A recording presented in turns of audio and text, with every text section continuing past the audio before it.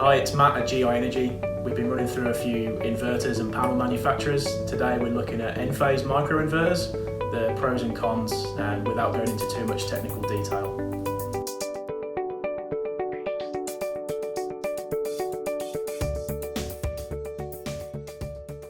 Enphase is an American NASDAQ listed company that was founded in 2006. They sell microinverters across the world, and as of the end of 2020 have shipped over 30 million units in various countries. They continue to be the leader in microinverter technology amongst a few other select players, and let's have a look at some of their gear. This is the IQ7 Plus microinverter, which is their current range.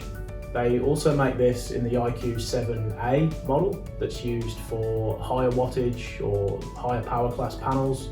Some of the larger panels like your 72 cell, 440, 450 range, especially in commercial installations.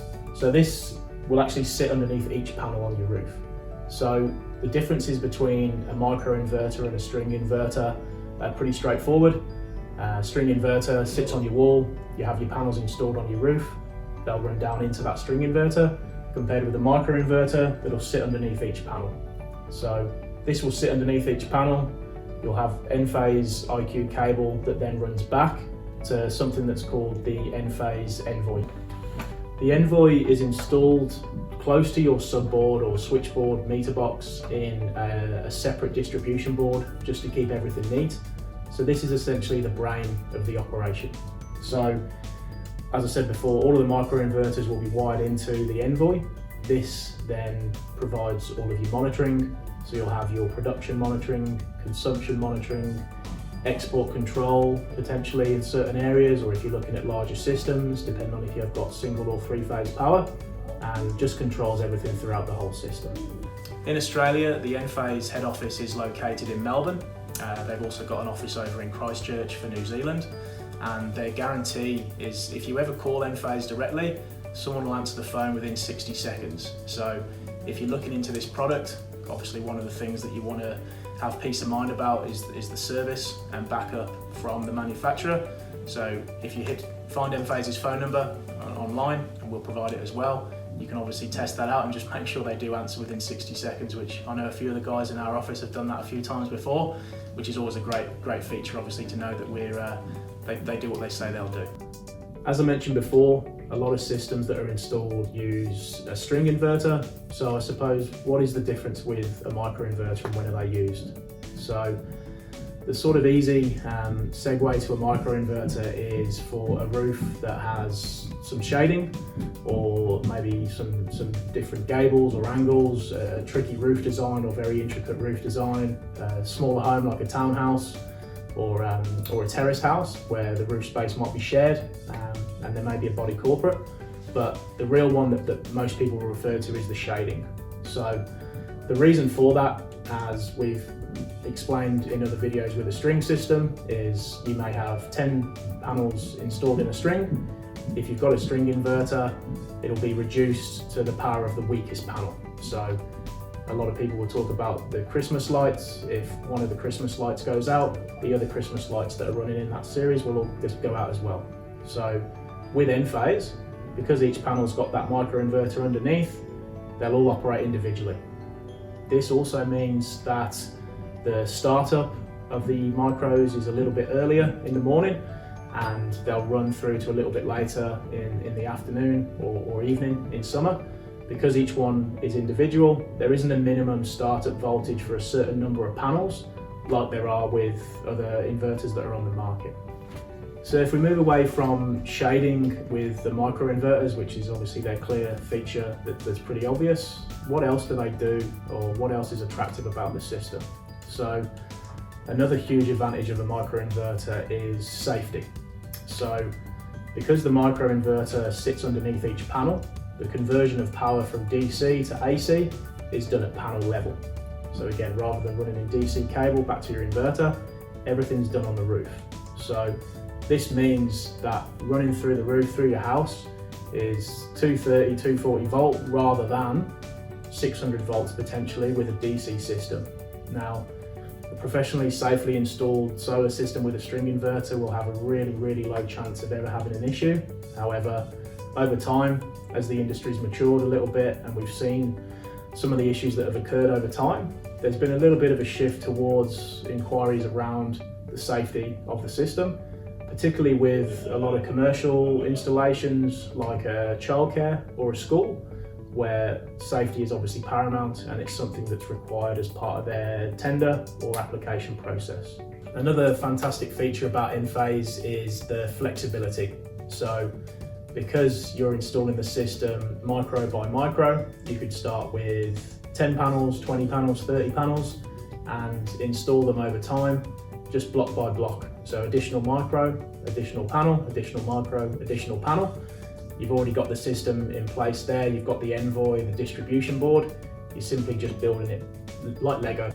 So the main other point about Enphase is the reliability. So we've already touched on when a panel might be shaded and then it would knock onto the others in a string. What about if a panel fails or has a defect or an issue or something, not just shade at a certain time of day, but an actual failure? So with a string inverter, as before, that panel would then affect the others in the string. With a micro, if for any reason one of the panel fails, then the other 10 panels that were there all continue as if nothing's happened to them. The other major benefit there as well is that the monitoring is excellent. So when we're looking at that reliability, if there's any shading, we can see it at a panel by panel level. So let's have a look at some real life examples of some of our systems. So we're looking at a system here that was installed in Western Sydney. There are 19 390 watt Hyundai panels that are installed, each with an Enphase IQ7A inverter underneath. So if we look at the eastern string of panels, the customer here has 9 panels in a row. If we look at the difference between the wattage that's been produced to 1:45 on an August day, the lowest wattage that's been produced from one of the panels is 157 watts. The highest in that row is 977. So if we were using a string inverter, all other panels would have been brought down to that level of the weakest panel, producing 157 watts. As a result of using Enphase, there's 2 panels that have produced less than 200 watts, and then the other 7 have all produced more than 930. So without Enphase microinverters, to this point in the day, this system would have produced around 5.5 kilowatt hours less power. Then if we look at the western face, we're obviously again looking early afternoon. The weakest panel is sitting at 80 watts and the best panel sitting at 580. So a clear difference there of 500 watts between the best and worst. The other panels are sitting between 230 and 550 watts. So again, on the western face, even to this point in the day, we'd be looking at a reduction of about 2.5 kilowatts. So throughout the whole system, about 7 to 8 kilowatt hours less production. And what we're looking at here so far is only 10.44 for the day. So if we didn't have Enphase, we'd have produced about 2.5 kilowatt hours of power, which is pretty ordinary, even on a winter's day. The other example that we're looking at here is a system in Brisbane on the north side. This client came to us early this year looking for a solution because he had some trees to the north of his home that he plans to trim over time, but took a real interest in how the system actually is affected by those trees. So you can see that we have 16 panels that are facing north, and anyone that knows what they're doing in the solar industry in Australia will obviously tell you that a north facing panel will produce more power on average per day than an east or a west facing panel. You can see that at this time of year, again we're looking early afternoon, the system, the best performing panel on the north face has produced 230 watt hours for the day. The weakest panel, 116.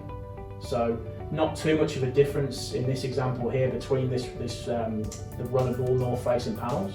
However, when we compare it to the east face and the west face, the best panel that's facing east has produced 564 watt hours for the day, and the west 617, obviously with a few hours of additional production.